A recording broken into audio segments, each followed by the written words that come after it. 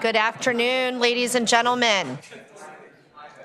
We are going to come to order for the second meeting of the Social Services Subcommittee. Thank you so much for joining us. We have a full docket today.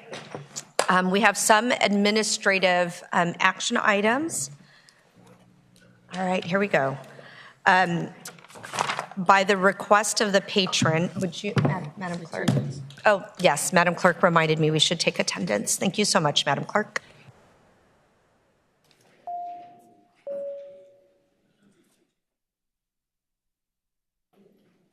We have a quorum. Thank you so much. Oh, wait. Oh, okay. All right, here we go. So our administrative items for today, the following bills were requested by the patron to be passed by. We have House Bill 297, House Bill 838, House Bill 851, and House Bill 1109. So I'm just going to read that for everybody. House Bill 297 from Delegate Siebold, House Bill 838 from Delegate McClure, House Bill 851 from Delegate Krizik, and House Bill 1109 from Delegate Hodges. So moved, Madam Chair. Second. All right, I think that's a voice vote to pass by for the day. All those in favor say aye. Aye. Any opposed? Wonderful. All right, those are passed by for the day. We have a request to strike a bill from the patron. That is House Bill 1088 from Delegate Walker. So moved, Madam Chair. Second. That's a vote. That is a recorded vote, and Madam Clerk is going to open the roll.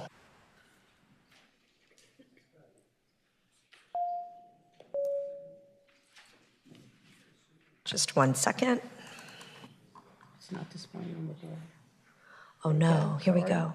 Is it going to work? Vote. Perfect. All right. All right, please close the roll. This House Bill 1088 is stricken from our docket by a vote of 8-0.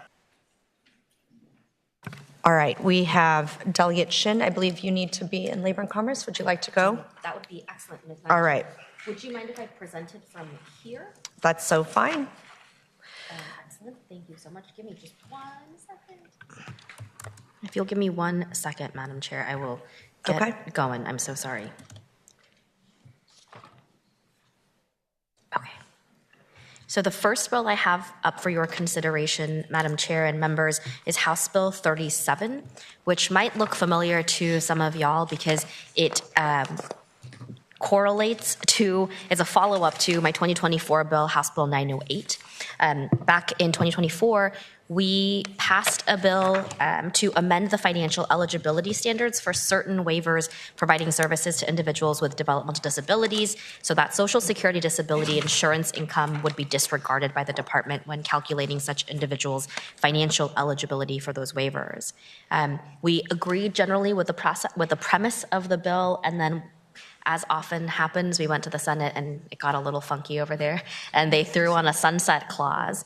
And so over the past 2 years, DMAS has been really closely monitoring these potential impacts that some folks were worried about, and I'm really happy to report back that there have not been significant changes or additional costs borne since the implementation of House Bill 908.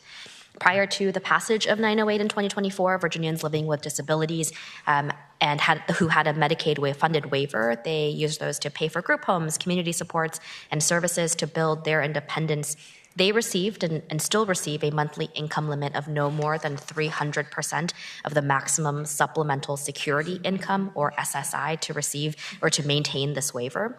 And the maximum allowable SSI for 2022 was $941, and so the maximum income from all sources was $2,823. Most waiver recipients begin their time on a waiver receiving only personal SSI, and if they're able, they can work to earn a modest amount of income while still staying below the income cap to receive their Medicaid. And as you might imagine, the opportunity to have a job can be really meaningful and impactful for those living with these disabilities. And so 2024, the reason that we wanted to address this then was because it was the first year ever that a parent passing away could leave enough SSDI or SSDI retirement benefits to their child that the child would immediately become ineligible for their waiver because that amount was so large. And this is an issue that we expect to continue to increase as wages and retirement ages increase and cost of living tries to match inflation rates. So since House Bill 908's passage, I've heard from parents from across Virginia, and they've shared their stories with us about how much of a relief this bill was. And while the current code says that we are set to schedule or sunset this clause on July 1st, 2026, I hope that it will be the pleasure of the subcommittee to repeal the sunset clause and allow this income disregard to continue. Thank you so much, Delegate Shin. Are there any questions from our committee? All right. I don't see any hands up. Are there any folks in the room who would like to speak in support of this bill? If you could line up quickly.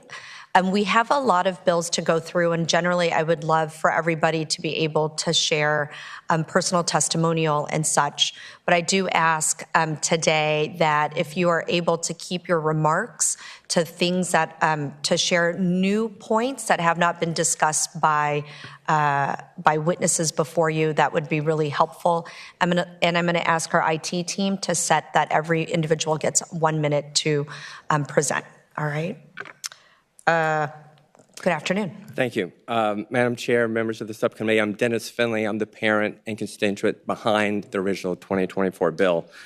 8 years ago, I learned that my son, who's disabled, has a Medicaid waiver, and lives in a group home, could not work even 1 day a week because he receives Social Security survivor benefits on my late wife's Social Security.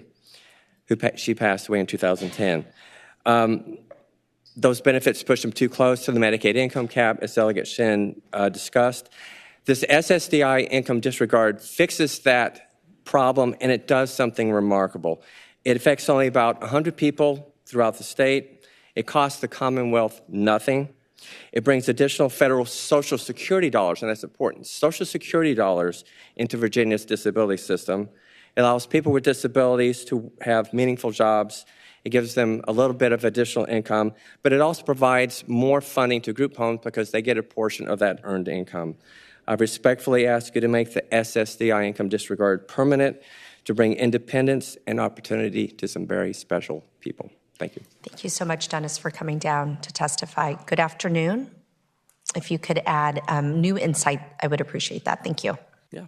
Good afternoon, Madam Chair, members of the subcommittee. My name is Tate Jordan with the Virginia Young Democrats Disability Caucus, and we strongly support and endorse this legislation. Thank you. Thank you so much. Good afternoon. Good afternoon, Madam Chair, members of the subcommittee. Ashley Wright, representing the ARC of Virginia. We wholeheartedly support this. We thank the patron for bringing it forward. As is stated, it affects a small number of people, but in a very meaningful way. So we ask for your support as well. Thank you. Thank you. Good afternoon.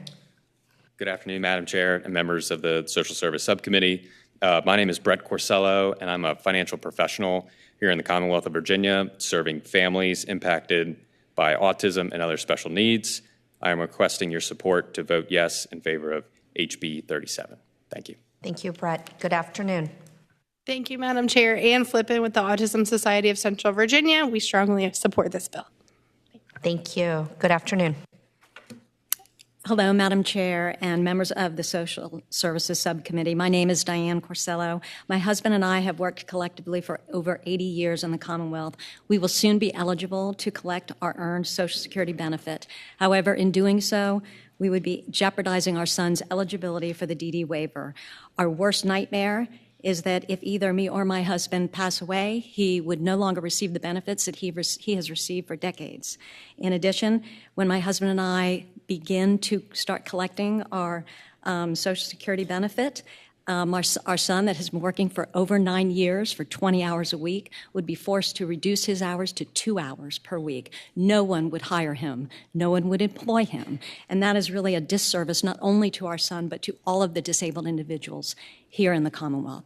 I ask for your support of HB 37, which will remove and repeal that sunset date on this SSD disregard. Thank you. Thank you, Diane. Good afternoon. Good afternoon, Chair. My name is Brian Kelmar. I'm president of Decriminalized Developmental Disabilities, and a parent of an autistic son. This bill personally impacts my family, and I hope you approve this bill. Thank you. Thank you, Brian. Good afternoon. Maureen Hollowell with the Virginia Association of Centers for Independent Living, and the bill will allow people with developmental disabilities to go to work and receive that SSDI benefit. Thank you. Thank you. Good afternoon. Good afternoon, Madam Chair, member of the subcommittee. I'm Terry Morgan with the Virginia Board for People with Disabilities, and we recognize the positive impact that this bill has, peace of mind for family members, ability to work, and appreciate the repeal. Thank you. Thank you so much. Are there any folks in the room who wish to speak in opposition to this bill?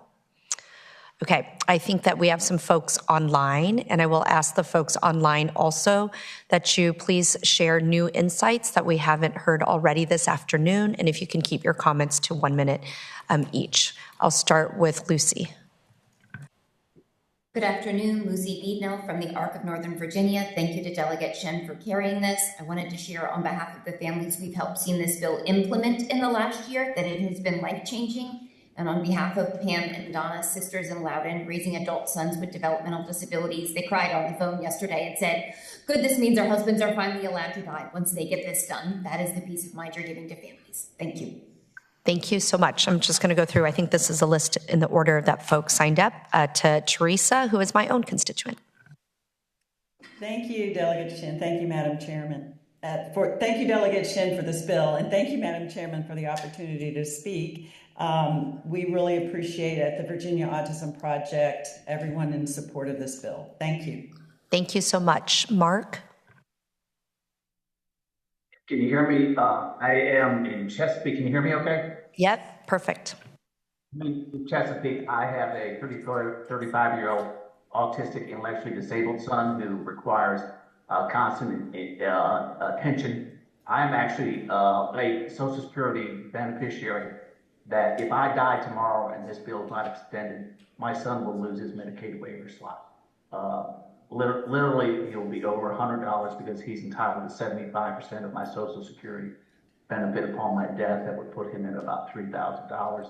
That would put him about $50 over the cap. So I literally am a living, breathing individual who, if this bill is not extended, and I hope that's not going to happen, if I die tomorrow, he would lose it after being in it for 25 years, maybe 40 years if I die at 87. I also want to point out that any additional money he gets from Social Security goes over to the state. The state has a cost of living cap of $1,640. Any Social Security money he gets above that goes back to the state to your benefit. It's a win-win. Please pass the bill. Thank you. And then Laura. Good afternoon. My name is Laura Kim. I'm speaking from the Independent Center of Northern Virginia. We serve thousands of people with disabilities all across Northern Virginia, including many who rely on DD waivers to live independently in their community.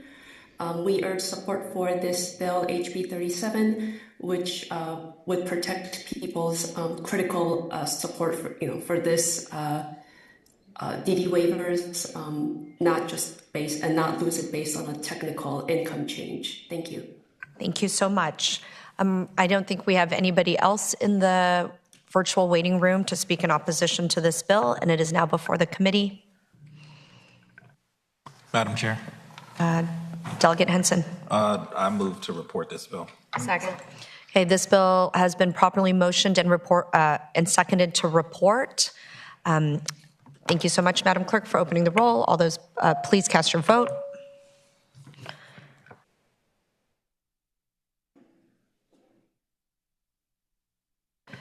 All right, please close the roll, and this bill is recommended by the committee to report by a vote of 8-0. Thank you so much. Delegate Shin, I think you have one more bill. Yes, thank you, Madam Chair. If I may, House Bill 879 is also up today, and I understand that there are amendments prepared. So if it would be the pleasure of the body to adopt those amendments, I could explain it all. So moved.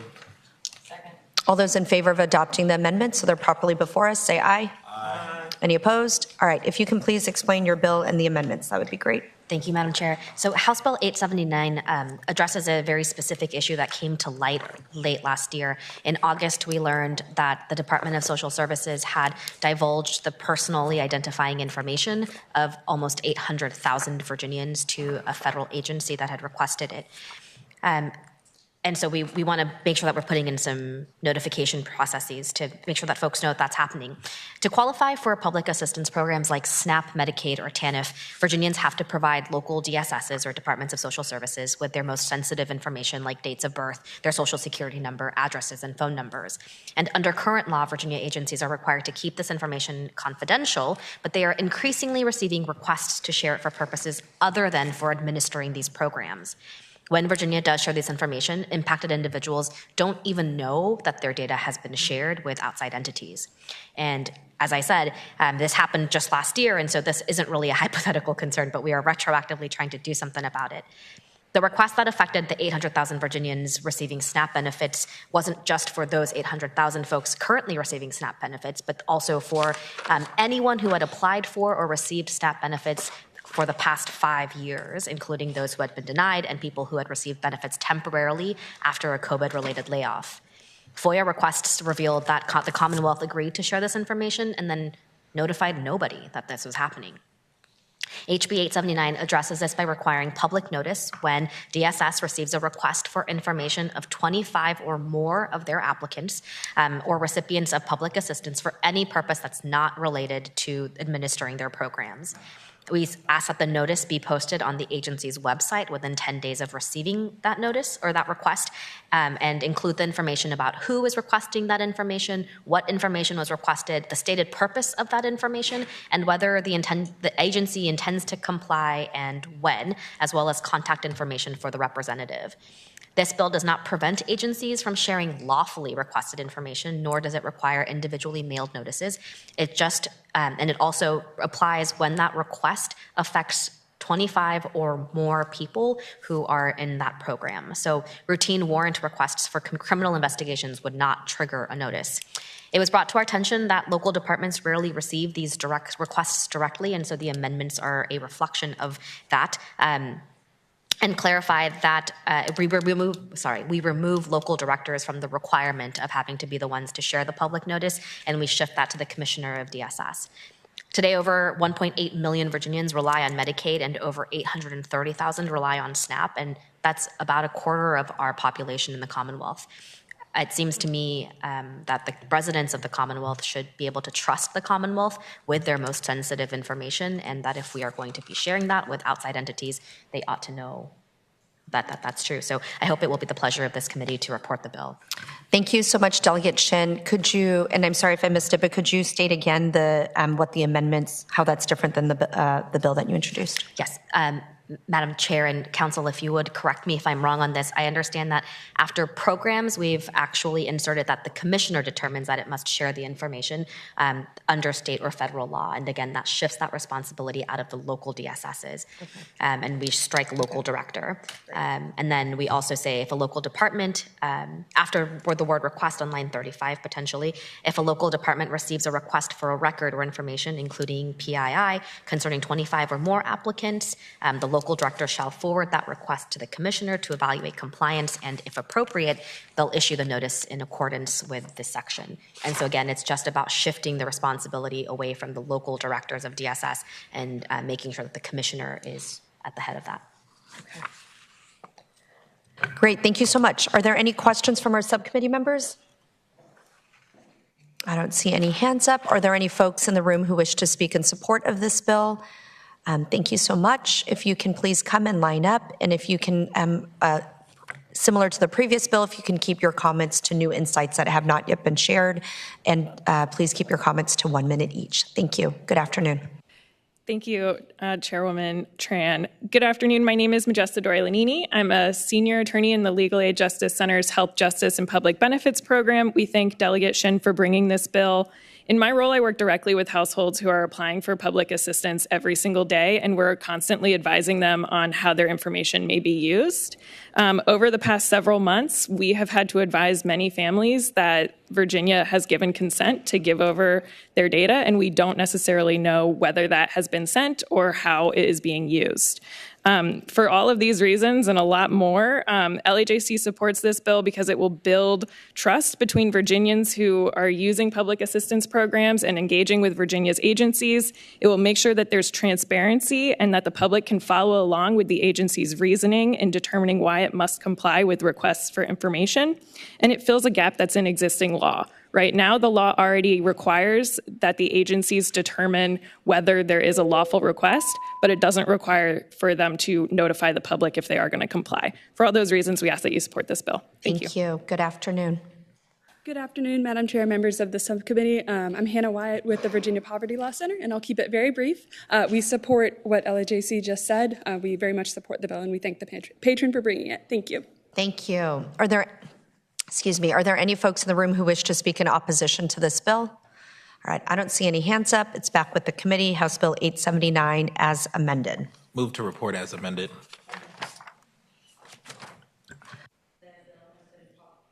Sorry, turned it off. Oh, the Madam Clerk has a step ahead of me. Thank you for opening the roll. Please cast your vote. All right, please close the roll, and this bill is recommended to report with amendment by a vote of 6-2. Thank you so much, Madam Chair, Delegate members. Shin. All right, I think I'm just going to go down our row, and Delegate Downey is up. As Delegate Downey comes, Delegate Lawfer has House Bill 87 that she has asked that we roll into House Bill 1284. That's a vote. That is a recorded vote. So are we going to do that now? Yes, ma'am. Okay, hang on one second. Move to, Madam Chair. Yes. I'd move to incorporate. Incorporate. The motion is incorporated. Thank you. 87 into House Bill 1284. Thank you. All right, there's been a motion properly seconded to incorporate House Bill 87 into House Bill 1284. It is a recorded vote, and the Madam Clerk is going to open the roll for us. We can give her a hot minute. The bill number is 1284.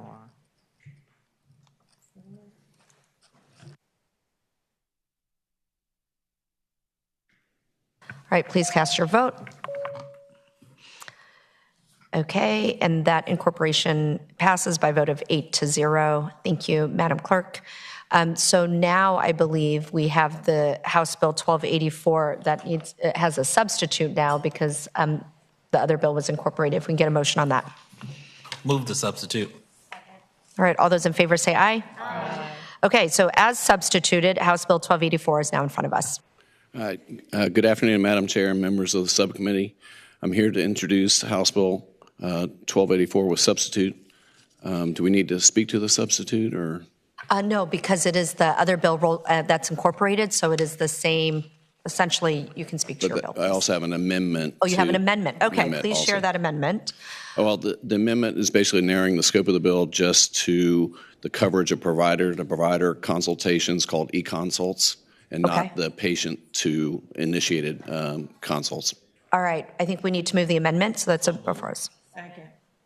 All those in favor say aye. Aye. Any opposed? Okay, so now House Bill 1284 as the substitute. Oh, council says we can incorporate it all into the substitute is now before us. Okay, great. The purpose of this bill is to allow physicians to bill insurance companies for time spent consulting other providers, usually specialists, regarding patient care through electronic medical records, hence the term e-consults. This bill would not only help doctors and physicians, doctors and patients in several ways. Studies have shown that e-consults, which have been approved for Medicare and many commercial plans since 2019, showed that e-consults significantly reduce specialty visits, referral visits, saving patients time and money and reducing overall healthcare costs. Another important improvement is in the timeliness of care. Often when a patient has to be referred to a specialist, it can take months, quite a few months, for an appointment to be booked for the patient. E-consults typically allow to reduce that time to less than 14 days to get care provided to the patient. For physicians to be able to connect directly with specialists, it allows the current provider, usually a primary care provider, to follow the recommendations of the specialist to provide the care at the patient's medical home. Ultimately, this cuts down tremendously on referrals, eases the burden on patients by getting them the care they need when they need it without having to incur the cost of travel and taking time off of work for other appointments. The Virginia Joint Commission of Healthcare and the House Select Committee on Small Town and Rural Health both recommended adoption of e-consults coverage by Medicaid, and I ask that the subcommittee members move to pass this bill to the full committee. Thank you. Thank you so much, Delegate Downey. Are there questions from our subcommittee members? Oh, Delegate Henson. Thank you, Madam Chair. Because we rolled in House Bill 87 to 1284, does this need to be referred to appropriations if? Yes, it does, Delegate Henson. Thank you, Madam Chair. Thank you. Are there any other questions from our committee members? That would have been your question too. Okay, we're all clear on what the potential next step for this bill will be. Are there any folks in the room who would like to who would like to speak in support of this bill?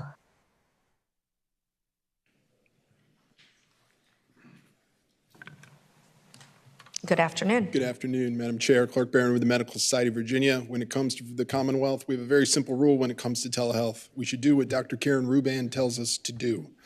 So I think she is on, about to give us some testimony, but we encourage you to support the bill. Thank you so much. Are there any other folks in the room who would like to speak in support of this bill? Are there any folks who would like to speak in opposition to this bill? All right, online we do have Dr. Karen Rubin. Good afternoon, and if you can keep your comments to a minute, that would be great. Do my best. Can you hear me? Yes. Oh, great. Thank you. Good afternoon, Madam Chair and members of the subcommittee. I'm Karen Rubin, and I am Professor of Pediatrics, Director of the UVA Center for Telehealth. Thank you for the opportunity to speak in strong support of this bill, which would allow for Medicaid coverage of provider-to-provider e-consults. They're secure, asynchronous exchanges between primary care and specialty care clinicians, and they provide timely input to the referring provider, typically for low acuity conditions. The evidence is compelling. Medicare data showed 86% of e-consults avoided the need for a specialty visit. 66,000 e-consult analyses showed $8.4 million in savings to Medicare. 84% received specialty care input in 14 days, compared to months-long waits, unfortunately. 95% of patients reported advice was prompt and explained clearly, and it saved them more than $100 in transportation, not to mention missed work costs. Medicare and many commercial plans cover it. 30 state Medicaid programs in the District of Columbia now cover them as a distinct service. As you know, the Joint Commission and the Small Town Health and Rural Health Select Committee recommended adoption. We believe implementing 1284 will expand timely access to specialty care, reduce costs, and benefit patients across the Commonwealth. I respectfully urge your full support and thank Delegate Downey for patroning this bill. Thank you so much, Doctor. All right, so this bill, as substituted, would need to be referred to appropriations, and it's back with our committee. Oh, I'm sorry, I just want to say there were no folks online to speak in opposition. All right, committee members. Move to report and refer to appropriations. Second. All right, there's been a motion properly seconded to report and refer as substituted House Bill 1284 to appropriations. Madam Clerk is going to open the roll.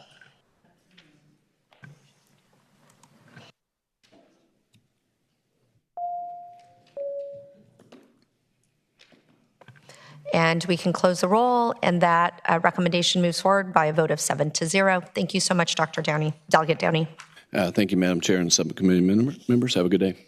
You too. I see next in our row is Delegate Carr. And members of the committee, Delegate Carr has House Bill 823. If you wanted to act favorably on this bill, we would also need to refer it to appropriations. Delegate Carr. Thank you, Madam Chair. There is an amendment. There is an amendment. You have an amendment. Okay. Yes. Would you like counsel to report your amendment, or do you want to explain that's it? fine. All right, counsel. Madam Chair, there are 3 line amendments. First is line 20, introduced. After that, insert DMAS shall reimburse for personal care. Second is line 21, introduced. After professional, strike shall be available, and insert during an inpatient stay. And line 23, introduced. After support services, insert prior to an inpatient admission. Thank you so much, Council. Can we move the amendments so they're properly before us? So moved. All right, all those in favor say aye. Aye. Any opposed? All right, Delegate Carr. Thank you, Madam Chair. This is, I think the amendments just kind of bring some specificity to the, some lines in the bill that DMAS wanted. Madam Chair, HB H23 allows Medicaid to recognize and pay for direct support staff to assist individuals who have a DD waiver while they are in the hospital. The hospital can be confusing and a bit terrifying if you do not understand what is happening or why it is happening. Communication is an issue, following directions is an issue, cooperating with treatment or directions can be an issue. A familiar face, staff who work with the individual regularly and has the skill needed to support the individual is trusted and much more effective, and we know that aids in recovery. The 2020 CARES Act allowed Medicaid to have this option. It's time we did so in Virginia. This bill specifies the limitation, and there is a budget amendment to accompany it. I hope the subcommittee will consider the legislation favorably, and I believe we have someone specific who can speak on this. Thank you so much, Delegate Carr. I'm going to turn over to the committee to see if there are any questions. No questions. Okay. No questions from the committee members. Are there folks in the room who would like to speak in support of this bill? Thank you, Madam Chair. Jennifer Fedora with the Virginia Network of Private Providers. We've been here before with this bill, and we hope this year we are successful. I wanted to add one thing to what Delegate Carr said, and that is that in a recent work group study report that came out from the Department of Behavioral Health on a totally unrelated topic of seclusion and restraint, they recommended that we incorporate this provision into our Medicaid plan because of the high potential that it would reduce the use of restraint while someone is in the hospital. If they are with someone they trust and understand and don't know why this thing's sticking in their arm or, whatever, the outcomes are always better. And this is true of parents with children, an adult child with an older parent, maybe, and certainly with our population. So we hope you will support it. Thank you so much. That was our timer. Perfect timing. And as I said, if you can keep your comments to share new insights within your 1 minute, that would be really appreciated. Good afternoon again. Thank you, Madam Chair. I'm Flippin with the Autism Society of Central Virginia, but also sibling to a 35-year-old young man with autism with significant support needs and very complex medical challenges, and we're hospitalized for at least a month of the year due to his complexities, and he does not understand where he is, and his caregiver stays in the hospital with us because we don't have any alternative, but we pay out of pocket. She does all she can, and this would be life-changing for us as a family, and I know there's several others in our realm. So we can't thank Delegate Carr enough for patroning this bill. Thank you. Thank you so much for sharing your family story. Good afternoon. Good afternoon again, Madam Chair, members of the subcommittee. Ashley Wright, representing the Arc of Virginia. Very grateful to Delegate Carr for bringing this forward. We wholeheartedly support. Thank you. Thank you. Good afternoon again, sir. Brian Kelmar from Decriminalize Developmental Disabilities, and we thank Delegate Carr for bringing this. We support this bill. Thank you. Good afternoon, Terry. Madam Chair, members of the committee, Terry Morgan with the Virginia Board for People with Disabilities. For all the reasons mentioned, we support this bill. Thank you. Are there any folks in the room who wish to speak in opposition to this bill? All right. And online, we have two folks who are here, I think. And again, you will each have a minute to share new insights. And the first to sign up had been Lucy.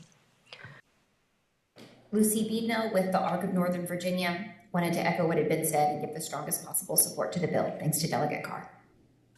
Great. Thank you so much. Teresa. Thank you, Madam Chair. I thank you, Delegate Carr, for this bill and continuing to pursue this. Without this change, I want to make sure everyone understands attendants are not paid when an individual is hospitalized. And so many times attendants will have to find another job because they're not being paid. And then when the individual is released from the hospital, they come home without attendant care.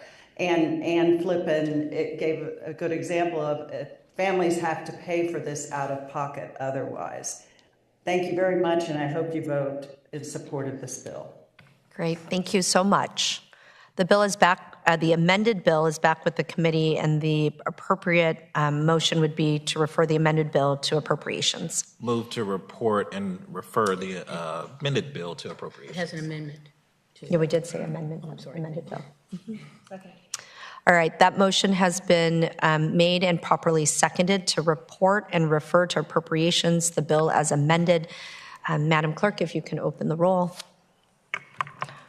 Please cast your vote. And if we can close the roll. Delegate Carr, thank you so much. This is an issue I hear a lot about from my own constituents as well, how important it is to recognize that our healthcare providers are not providing the same services that these caregivers provide and that need. So thank you for carrying that, and it passed unanimously. Thank you, All right. Madam Chair and members of the committee. All Appreciate right. it. Thank you. Next up, I see Delegate Tata. Thank you, Madam Chair. And I actually have a substitute. All right. Can we move the substitute so it's properly before us? It's the bill. And we have House Bill 267. I have a referral. Okay. So the Madam Yep. Chair. All those in favor to move the substitute? Aye. Any opposed? Okay. Would you like to explain the substitute, or would you want council to explain the changes? I'd like to attempt, and then he can All right. correct me if I'm wrong. Go ahead, Delegate Tata. So all it does, it clarifies that the Medicaid works earned income disregard is based on the Social Security cost of living, and not. I had a $75,000 cap, but we want to just make it in alignment with the cost of living of Social Security. Is that right? Okay. I see council nodding. Madam Chair, Delegate Tata, that is correct. And I'll also just add that there's also some additional Medicaid enabling language. The underlying bill grants DMAS the authority, or the substitute grants DMAS the authority to submit state plan amendments, apply for waivers, adopt or amend regulations as necessary to make that adjustment in the bill. And that's why I'm not a lawyer. Thank you. Great. I think that was both very helpful. Would you like to explain your bill? Sure. Thank Okay. you, Madam Chair and members of the committee. HB 267 is really just a common sense bill that supports the dignity of work and ensures our most vulnerable Virginians are not penalized for their success. It directs the DMAS to amend the Virginia Administrative Code to increase the earned income disregard in line with Social Security cost of living adjustments. Currently, Virginia provides an earned income disregard for workers with disabilities, allowing them to earn a living while maintaining access to critical medical assistance services. However, as we've all seen over the past few years, the cost of living in the Commonwealth has continued to increase. We should never force a Virginian with a disability to choose between a cost of living raise and their health care. Currently, if a worker's salary increases just enough to keep pace with inflation, they risk hitting a benefits cliff that strips away the medical support they need to stay employed. We should encourage these Virginians to earn more and advance in their careers, not cap their potential or penalize them for success or for something all employees receive. This is a data-driven solution. We are ensuring that as inflation rises, our support for workers with disability rises automatically without requiring new legislation every year. The bill, as he mentioned, it also has the additional things that I don't need to go over again. But anyway, HB 267 is about fairness. It's about ensuring that those who can and want to work are not penalized by outdated caps that don't reflect today's economy. I hope you'll support our workforce and protect the financial security of our neighbors with disabilities. Thank you, Delegate Tata. Are there any questions from our committee members? No questions. Are there any folks who wish to speak in support of this bill that are in the room? Please come back up. Same parameters. If you can please share your comments within a minute and share new insights that others have not spoken up yet. Go ahead. Good afternoon. Maureen Hollowell with Virginia Association of Centers for Independent Living. And without this adjustment, people are not able to stay employed as their wages go up, or they have to reduce their wages. So this will allow people to be more gainfully employed and successful. And most of the individuals that are using this program are using personal care through the Medicaid state plan option, and it can be quite expensive to purchase those services if they didn't have Medicaid. Thank you. Thank you so much. Good afternoon again, Terry. Yes, Terry Morgan with the Virginia Board for People with Disabilities. This bill supports the dignity of work. It will have a positive impact on people with disabilities and people with disabilities who use this program. Thank you. Thank you. Good afternoon again. Good afternoon, Madam Chair, members of the subcommittee. Ashley Wright, representing the ARC of Virginia. Thank you to Delegate Tata for putting this forward. We're always looking to expand the options for individuals with disabilities to participate in the workforce, and so we full-heartedly support the bill. Thank you. Thank you. Good afternoon, Brian. Brian Kelmar, decriminalized developmental disabilities. I have an autistic son, and obviously this will affect him. So I hope you support this bill, and thank you for bringing this forward. Thank you. We have some, are there any folks in the room who wish to speak in opposition to this bill? Okay, I don't see any, but we do have some folks online, and I think Teresa signed up first. Go ahead, Teresa. Thank you, Madam Chair. Please, thank you to Delegate Tata for bringing this bill also. Inflation makes this cap, $75,000 limit, less meaningful each year for individuals who are trying to work. It also protects people with disabilities from losing their Medicaid. People who work may still need help with attendant care in the home, and that's provided by Medicaid. Thank you so much. Thank you. Good afternoon to Debbie. Yes, I'm Debbie Daly, and thank you to Delegate Tata for bringing forth this bill. This bill will directly impact my daughter, who works as a legal aid society lawyer for Eastern Virginia, and actually had to reject or refuse a COLA raise in July that everyone in her office received. It would have put her over her cap, and she would have lost all her services. So she had to actually go through quite a lot of bureaucratic paperwork to reject an automatic COLA raise. She's been in Medicaid Works for 5 years, and the cap has never changed, even though obviously inflation has. So this would directly impact her and would be extremely beneficial to others in the Medicaid Works program. Thank you. Thank you so much. Appreciate you coming today, Debbie. Are there any folks are there no folks online who wish to speak in opposition to this bill? Okay. So this bill, as substituted, is now with us, and we would need to refer this bill to appropriations. Move to report as substituted to appropriations. All right, there's been a motion to report the substitute, House Bill 267, to report and refer to appropriations. Madam Clerk, if you can please open the roll.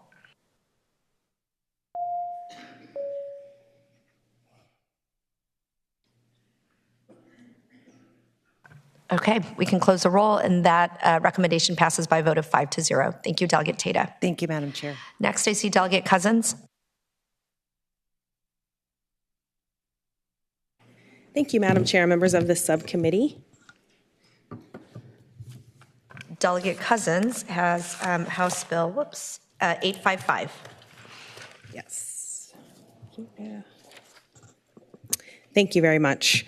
This bill is a cleanup of Virginia's Medicaid Estate Recovery Code to make it consistent with the Department of Medicaid Services practices and to ensure that accessible information about estate recovery is provided to grieving families on the DMAS website. Estate recovery, which is required under federal law, mandates the state to seek repayment for long-term care and related medical expenses from the estates of deceased Medicaid recipients. Virginia Code on Estate Recovery has not been updated in 40 years, in which time many federal regulations related to the recovery process have changed. Due to Medicaid rules, most long-term care recipients have spent all of their assets prior to receiving Medicaid assistance to pay for their care. This means there is often no assets to recover after the person dies.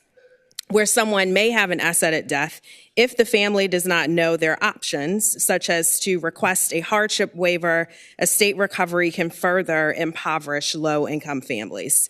This contributes to wealth inequality and generational poverty.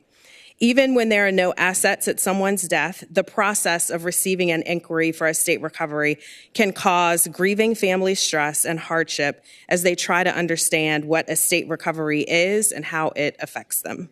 Regardless of a grieving family's circumstance, there is a need for clear, accessible guidance on how estate recovery works and what options exist. This bill seeks to provide long-needed clarity and accessibility to the estate recovery process by updating the code to reflect DMAS's current practices and to require that accessible information on the process be provided to grieving families.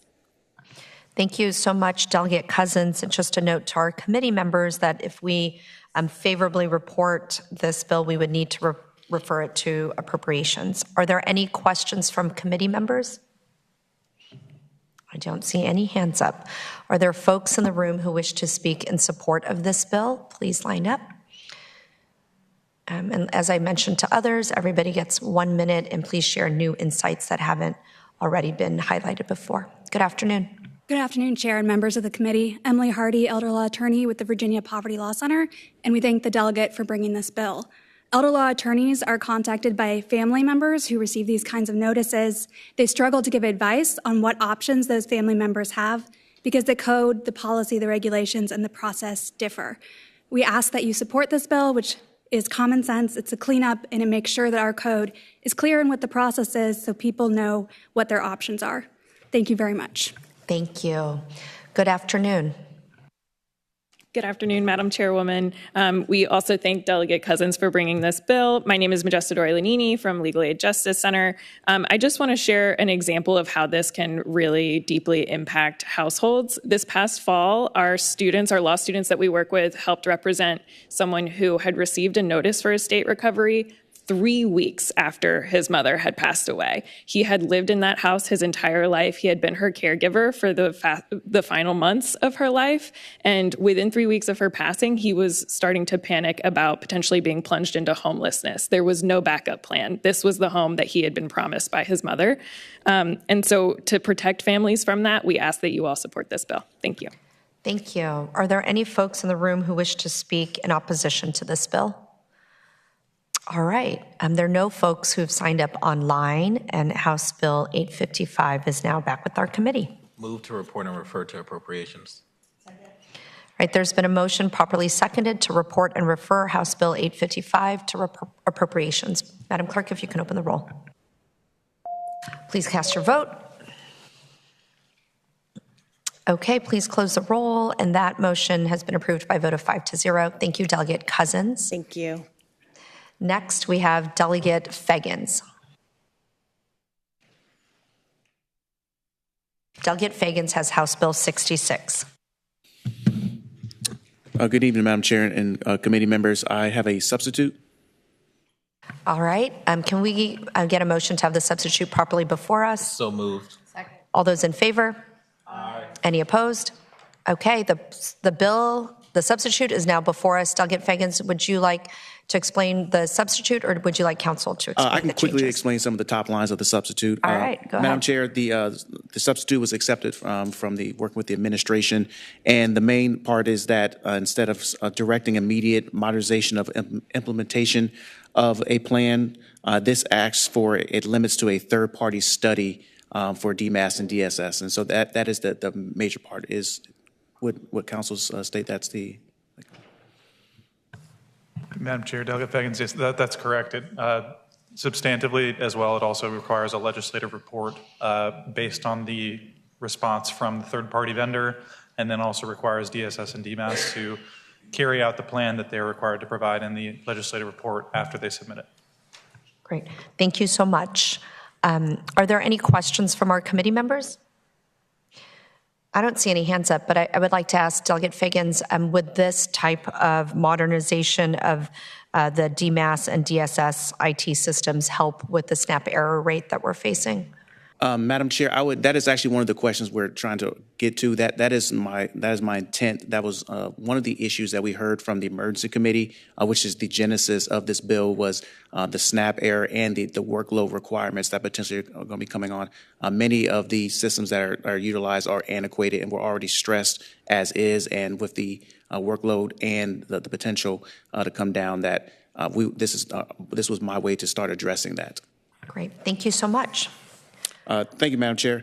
HB 66, as stated, grew out of last year's work with the Emergency Committee on the federal workforce and funding reductions. I was examined how Virginia's agencies will manage increasing workload alongside potential federal cutbacks.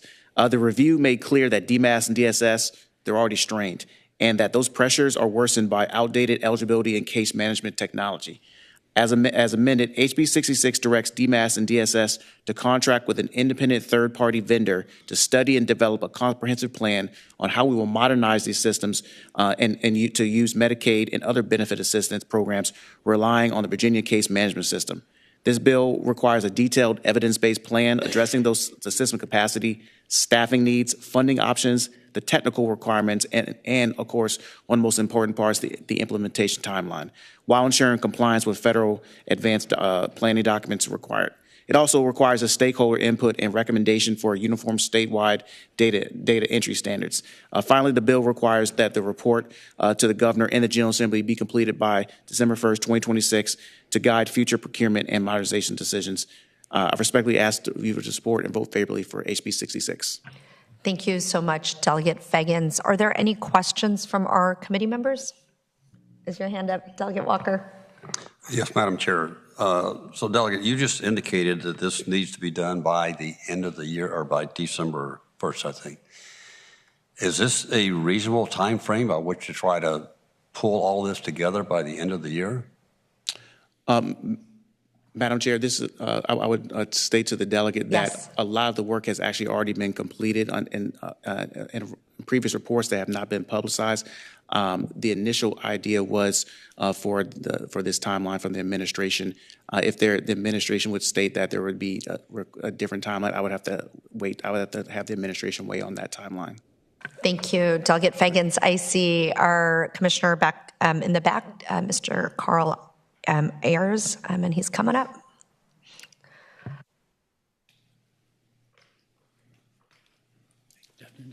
Good afternoon. I think did you hear the question? Madam Chair, yeah. And Delegate Walk, to your question, the bill as it is amended, the time frame is suitable. We are able to update the most recent studies that have been done. Not only do we have the 2023 study that was done, we also have the 2024 study that BCG did on the Medicaid side of it. So we are able to take that information, get it updated, and meet the time frame that has been agreed upon that Delegate Fagans has put forward to you. That's in front of the committee this afternoon.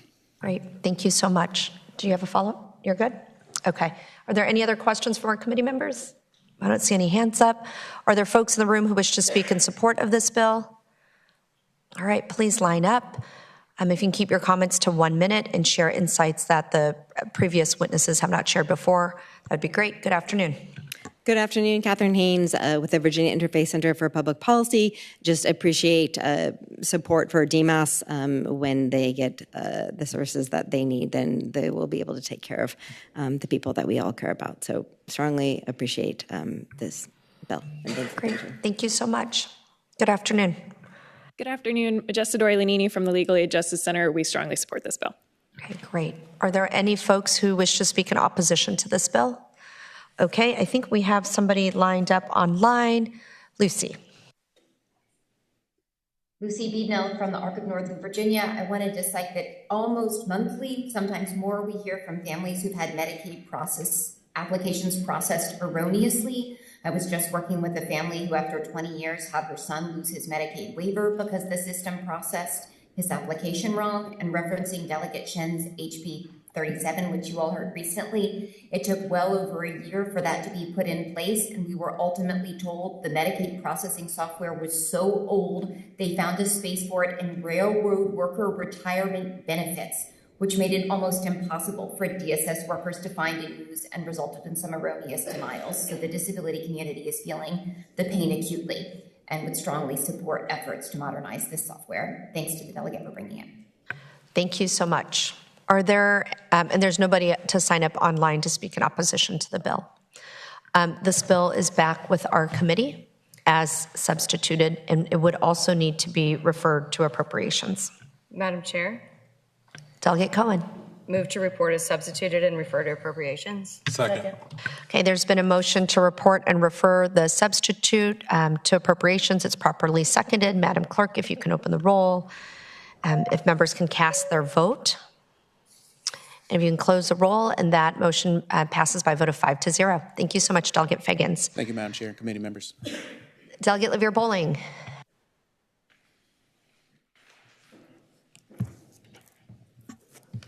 Good afternoon, Madam Chair. Good afternoon. We have House Bill 425. Yes. First, Madam Chair, I know that we do have an amendment that I would like to be moved and adopted. Okay. There's an amendment, committee members. All those in favor say aye. Aye. Any opposed? Okay, the amendment is, the bill as amended is properly before us. If you would like to explain the amendments, or do you want counsel to? Sure, counsel. All right. Counsel. Madam Chair, this is an amendment in the nature of a substitute. The underlying bill would provide a Medicaid benefit for remote patient monitoring services for pregnant and postpartum persons. The substitute narrows that to high-risk pregnant persons through 12 months postpartum, and pregnant persons 35 years of age or older at their estimated delivery date, also through 12 months postpartum. Mm-hmm. Great. I just want to, because it is a substitute, can we just make that motion again so it's properly before us? All those in favor? Aye. Any opposed? All right, the substitute's properly before us. If you'd like to explain your bill. Thank you so much. HB 425 seeks to expand access to critical maternal health services by strengthening Medicaid coverage for remote patient monitoring during pregnancy and the postpartum period. This bill may sound familiar as it's similar to legislation that I carried last year and that passed from this committee, HB 1927. Under current law, Medicaid guarantees coverage of remote patient monitoring only for individuals classified as having high-risk pregnancies or postpartum conditions. Despite advances in medicine, we know that maternal mortality in the U.S. has increased 144% over the past decade, with women in communities of color in particular and in rural Virginia facing significantly higher risks. Much of this disparity that we see is linked back to the lack of access to preventative care and early intervention. So remote patient monitoring allows providers to track critical health indicators such as blood pressure, blood sugar, and oxygen levels in real time from the patient's home. These metrics are especially important during pregnancy and the postpartum period when conditions like preeclampsia and gestational diabetes can escalate very quickly if they go undetected. And as we have seen during this weather that we're having already, remote patient monitoring could save a lot of mothers or pregnant persons from having to travel in such conditions. They could be monitored right at their home. So the amendment, or the substitute, clarifies eligibility as reported by counsel by specifying coverage for high-risk pregnant persons or individuals of advanced maternal age, or as some folks like to call them, geriatric pregnancies, defined as 35 years of age or older at the estimated delivery date, and it extends monitoring those through 12 months postpartum, which aligns with current Medicaid postpartum coverage standards. By narrowing this eligibility to those at highest risk, particularly individuals of advanced maternal age, this amendment ensures that the bill is clinically appropriate as well as fiscally responsible and targeted while still expanding access to those who most likely benefit from these services. Moreover, the legislation allows providers to determine when additional monitoring is medically necessary, ensuring patients will receive timely care without unnecessary barriers. Remote patient monitoring reduces the burden on families, particularly working parents and those in rural and underserved areas, as we've seen so many clinics and hospitals closing around Virginia. It minimizes unnecessary travel, missed work, and delayed care, all while maintaining strong clinical oversight. In my opinion, I think it's a meaningful step toward improving maternal health outcomes in Virginia, expanding access to remote patient monitoring for high-risk and advanced maternal age Medicaid members, and by clarifying that postpartum coverage of those 12 months, it's really going to help address persistent disparities, support families, and allow providers to intervene earlier to prevent complications. And with that, I would respectfully ask for you all to support the bill. Thank you so much, Delegate. Are there any questions from our committee members? No. All right. Are there any folks in the room who'd like to speak in support of the bill? I see a line forming. If you can keep your comments to 1 minute and share insights that have not been shared yet by other witnesses. Good afternoon. Absolutely. Madam Chair, Julie Dime on behalf of the Virginia Hospital and Healthcare Association. That was one of the best explanations, just sidebar, best explanations I have ever heard. Talk about picking good patrons, right? Okay. She did a great job explaining. I don't have a whole lot other than to add that 86,000 babies are born in Virginia hospitals every year. We want even more. And to do that, if we have the ability, we have the technology, we can make sure that even more babies are born safely in Virginia hospitals. So thank you very much. You've been steadfast in your support of remote patient monitoring, and we did narrow it to those geriatric pregnancies. I know I was offended by that term as well, but nonetheless, we are trying to make a difference, and particularly we're trying to one step at a time. So thank you very much, and thank you, committee, for your support. Thank you. I am reminded that I had 2 geriatric pregnancies. Thank you. Good afternoon. Good afternoon. My name is Jennifer Hubert with the Virginia Society for Human Life, and we are fully in support of this bill. We love these kinds of bills, and we're so grateful to Delegate Rivoli for bringing a bill like this up once again. So thank you so much, and we hope you'll definitely support this bill. Thank you. Thank you. Good afternoon. Good afternoon, Madam Chairman, members of the subcommittee. I'm Nicole Lauder, also a geriatric mom, geriatric pregnancy mom, but I'm here on behalf of the American College of Obstetricians and Gynecologists. She said it everything eloquently more than I can, but I will just give you one life example, real life example that one of my physicians actually shared with some members yesterday. She had a patient who just last week, when we had all of the ice, Medicaid patient, come in for, I believe it was just a glucose monitoring appointment, and she slipped on the ice outside of VCU, and unfortunately then had to be admitted because she had to, be monitored to be sure that she was okay and the baby was okay because she's at the end of her pregnancy. So those are the situations that we can avoid, and that being admitted to the hospital and the expense of that to the family and to the state for a Medicaid patient. So respectfully ask for your vote on this bill. Thank you. Thank you so much. Good afternoon again. Catherine Haynes, Virginia Interfaith Center for Public Policy. I think when I think of remote monitoring, I had to practice as a rural midwife. People would come 2 hours to see me. And you can't do that 10 times, right? And so I knew that there would not be monitoring of their blood pressure, the other concern, unless I gave them a blood pressure cuff. And then they would call on a regular basis to check in. So this is very important. And Birth and Color is also in support, unable to be present, but in support of this bill. Thank you. Thank you. Good morning. Hello. Thank you, Madam Chair. I am Adriana Ross, a licensed midwife and Medicaid provider, and this absolutely increases access for people. As Catherine stated, coming to multiple prenatal appointments and postpartum appointments can be a barrier to care, and this will provide a huge benefit. So thank you, and I am absolutely in support. Thank you. Is there anybody in the room who wishes to speak in opposition to this bill? Okay. I think we have one person online. Sarah. Good afternoon, Madam Chair of the Committee. I live in Blacksburg, and I'm speaking today on behalf of the League of Women Voters of Virginia. Use of digital monitoring and telehealth services is intended to increase access to maternal care to underserved and rural populations who may not have local care centers or transportation to regional centers. The distance a pregnant person must travel to access care becomes a critical factor during pregnancy, at the time of birth, in the postpartum, and in emergencies. We urge you to support HB 425. Thank you. Thank you so much. And we have nobody else who signed up online. This bill, as substituted, is in front of our committee, and if we move it forward, it will have to be referred to appropriations. Move to report and refer as substituted. Second. Wait 1 second. Okay. It's safe to do it, and they can always say no.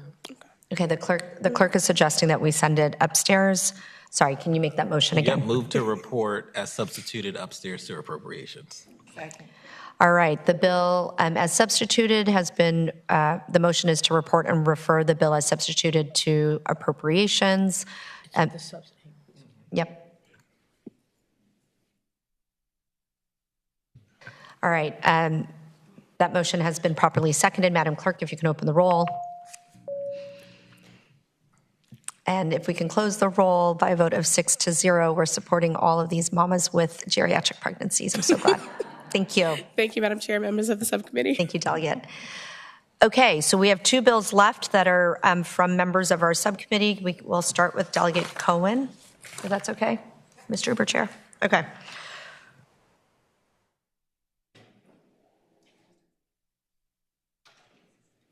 In front of us, members, we will have House Bill 470.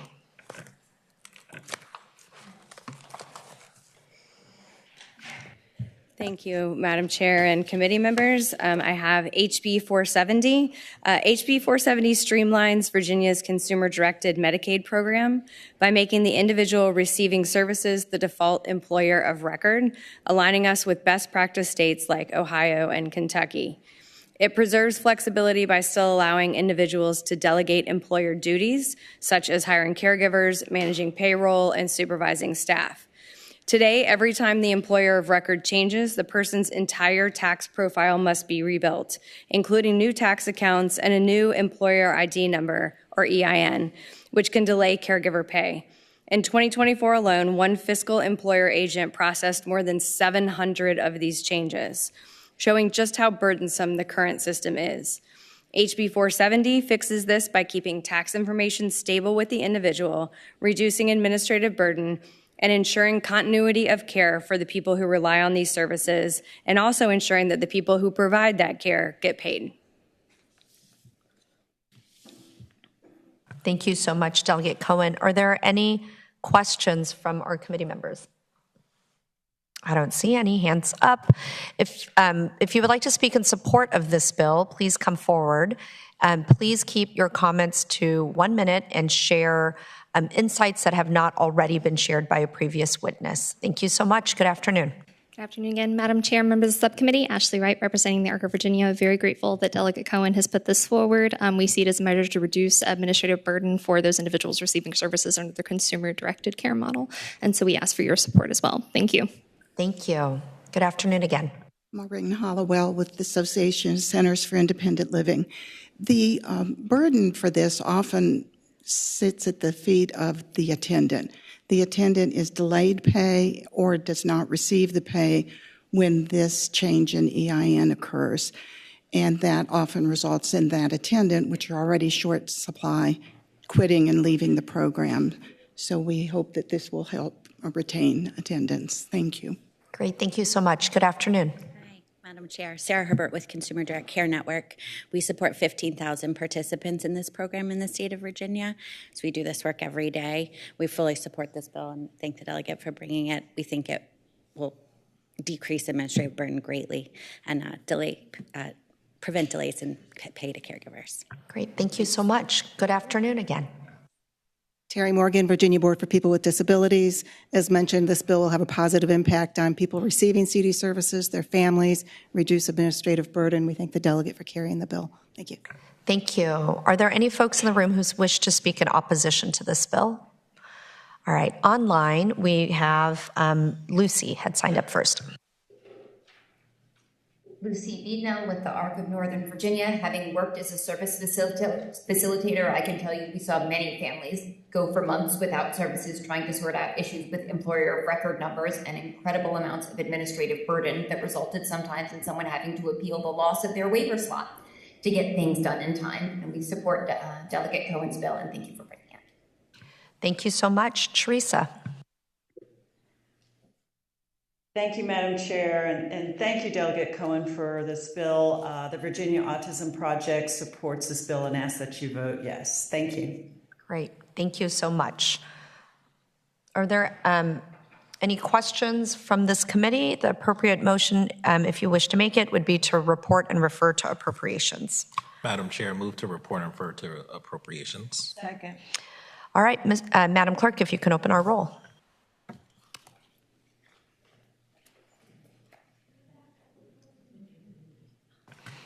We'll keep it open so Delegate Cohen can vote for her bill.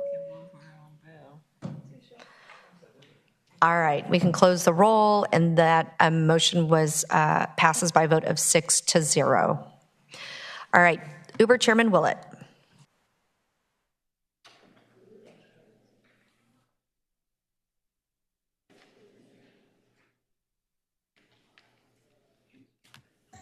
Thank you, Madam Chair. I've got HB 1240 before us. Just to summarize this bill, I actually should first start. Chandler's got an amendment for us. I'm going to let him substitute. I'm sorry, amendment the nature of substitutes. I'm going to let him summarize that for us. Council. All right, Madam Chair, Delegate Willett, this is HB 1240. The substitute removes provisions from the underlying bill that would extend the mailing time period for SNAP and TANF communications. It specifies that the Medicaid eligibility appeal time limit is being extended to 90 days and changes that from tolling on receipt by the appellant to tolling on issuance of notice. Substitute also directs DMAS to consider mailing delays as good cause for late filing of appeals. It states that nothing in the bill affects provider appeals or the appeal timeline for Medicaid MCOs. And it directs DMAS and DSS to review their notice practices to ensure that applicants have information about assistance being available and where to get it. And finally, it directs entities who receive mail related to these benefits to practice using existing good cause policies to grant extensions and reinstate applications or cases for review as applicable. Great, thank you. Just to basically summarize why we have this bill before us, this is, first of all, just to narrow what it's focused on. We're just talking about here the appeal of an eligibility application for Medicaid. The way that works right now, Virginia actually has a very short period, 30 days, and a lot of folks, for multiple reasons, are not able to meet that deadline. One of those reasons also is not even knowing that they were denied Medicaid eligibility, and that's because of the mail. Most of these notices are mailed to the recipients. There are other ways to notify people. They're still using the mail, and mail in many places is slow. Mail coming out of Richmond, I think, is particularly slow. We've had a lot of well-documented issues with that. So this is trying to get at that from a couple of ways, but most importantly, enabling folks actually to be aware of the denial, then also able to appeal that denial. And that sense is pretty straightforward. This is limited just to Medicaid eligibility. There have been questions asked about other benefit programs. That whole area is, there are different deadlines for different programs. It's also, this whole thing is being complicated by H.R. 1, the big bill. So there's another, let's say, incentive for us, impetus for us to get in front of this, at least for the eligibility, the Medicaid eligibility, because God bless us what is happening to the whole process from Washington. So that's it in a nutshell, and I appreciate any questions. Thank you, Mr. Uber Chair. Is there a motion on the substitute? Motion to move the substitute. Second. There's been a motion and a second. All in favor, say aye. Aye. All opposed? The substitute is before us, and I do believe you explained the bill as well as substituted. So is there anybody in the room for the bill? Come on up. Come on up. 1 minute each. Good afternoon, Chair, members of the committee. This is Emily Hardy with the Virginia Poverty Law Center. We thank the delegate for bringing this bill. Legal aid attorneys have told us that often people come to them after their appeal deadline has already passed.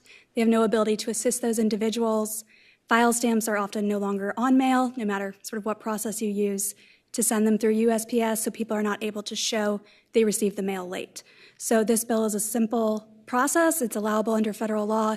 It aligns us with a number of other states that already use the 90-day period, and it also aligns Medicaid appeals of 90 days with SNAP appeals, which are also 90 days. We thank you for bringing the bill, and we urge you to support it. Thank you. Thank you so much. Good afternoon, Majesta Dory-Lanini from the Legal Aid Justice Center.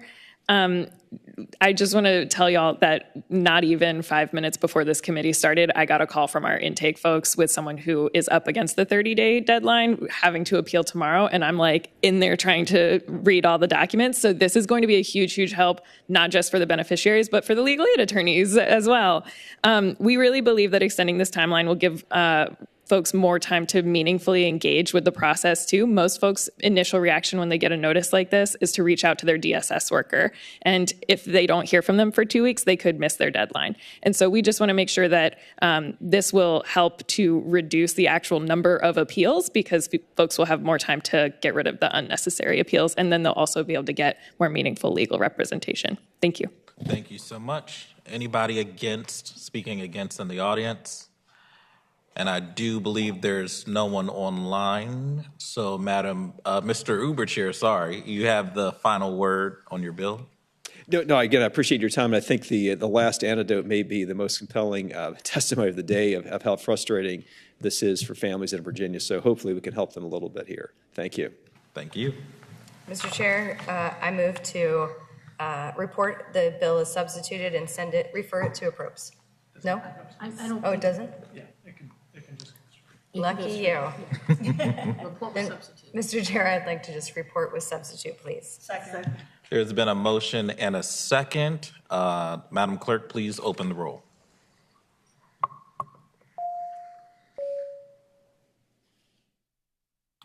All righty. It is recommended that we report this bill as substituted 5-0. Thank you, Mr. Uber Chair. Thank you, Mr. Chair.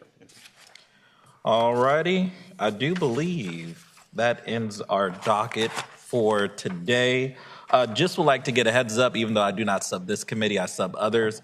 We are inching closer to crossover, so I know we did have a few bills that go by for the day, but Mr. Uber Chair and a few other chairs have already stated to please work your bills as much as possible because that date is getting closer. Without further ado, the committee shall rise.